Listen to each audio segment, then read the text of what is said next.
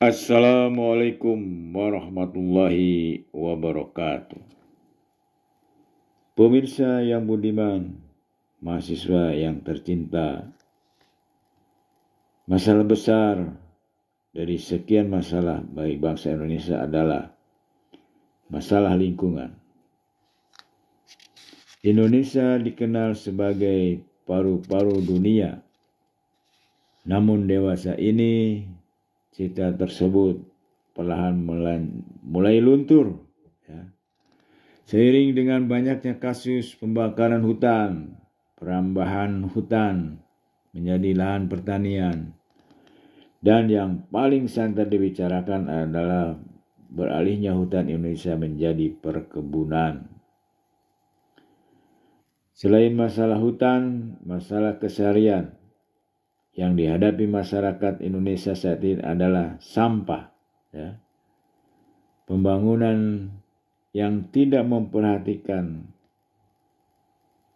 andal dan amdal, polusi yang diakibatkan pabrik dan kendaraan yang semakin banyak. Hal tersebut menunjukkan bahwa kesadaran masyarakat terhadap kelestarian lingkungan masih perlu ditingkatkan. Peningkatan kesadaran lingkungan tersebut juga merupakan perhatian pendidikan Pancasila. Jadi pemirsa, ya, masalah lingkungan ini sebetulnya peran pemerintah juga begitu besar, di mana kendaraan pribadi harusnya dikurangi, ya, dengan jalan kendaraan umum memberikan kenyamanan kepada warganya, maka penggunaan kendaraan pribadi itu semakin menurun, ya.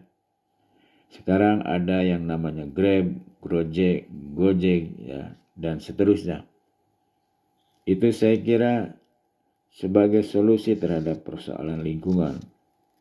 Selain polusi, kemudian juga parkir, begitu, ya,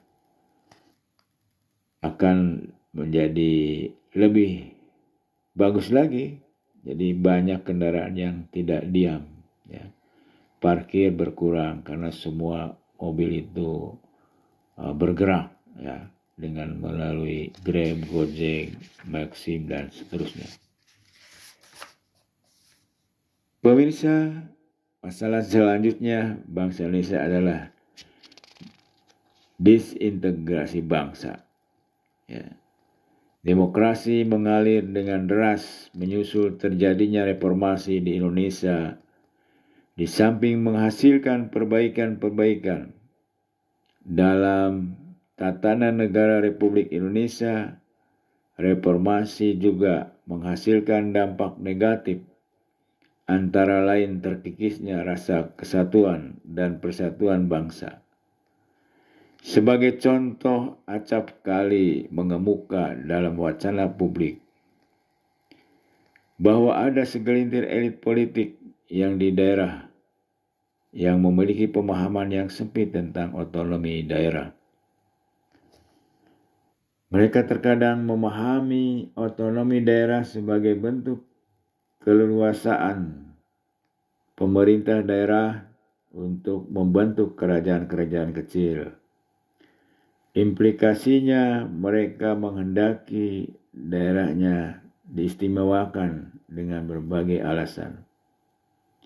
Bukan itu saja, ternyata fenomena primordialisme pun terkadang muncul dalam kehidupan masyarakat.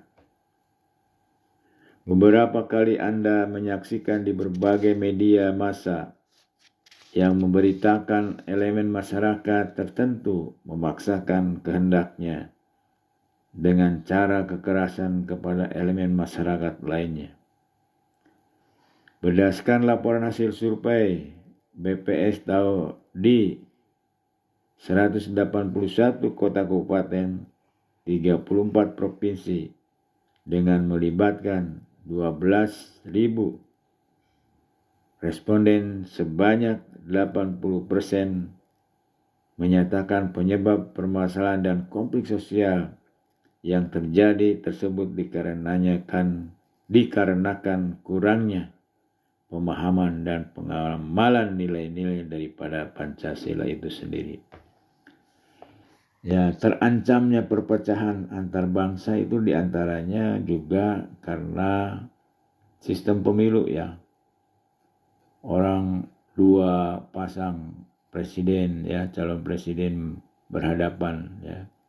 Harusnya dibatasi itu dari segi usia ya. Kesempatan sekali aja cukup. Kalau berapa kali mengkristal itu seperti Prabowo dengan Jokowi ya, 2 kali bertarung.